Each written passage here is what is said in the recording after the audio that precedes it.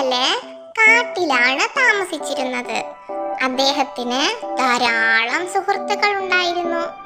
അവൻ തന്റെ സുഹൃത്തുക്കളെ കുറിച്ച് അഭിമാനിച്ചു.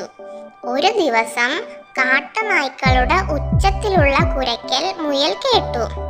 അവൻ വല്ലാതെ പേടിച്ചു പോയി. അവൻ സഹായം ചോദിക്കാൻ തീരുമാനിച്ചു. അവൻ വേഗം തന്റെ സുഹൃത്തായ മാനിന്റെ അടുത്തേക്ക് പോയി. അദ്ദേഹം പറഞ്ഞു, പ്രിയ സുഹൃത്തേ, ചില കാട്ടുനായ്ക്കൾ എന്നെ പിന്തുടരുന്നു. നിങ്ങളുടെ മൂർച്ചയുള്ള കൊമ്പുകൾ ഉപയോഗിച്ച് അവരെ തുരത്താൻ കഴിയുമോ?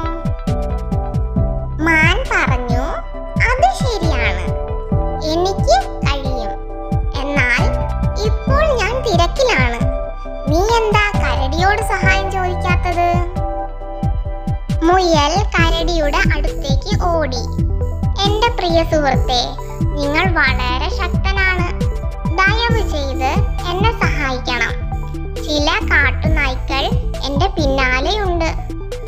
ദയവായി അവരെ ഓടിക്കൂ, അദ്ദേഹം കരടിയോട് അഭ്യർത്ഥിച്ചു.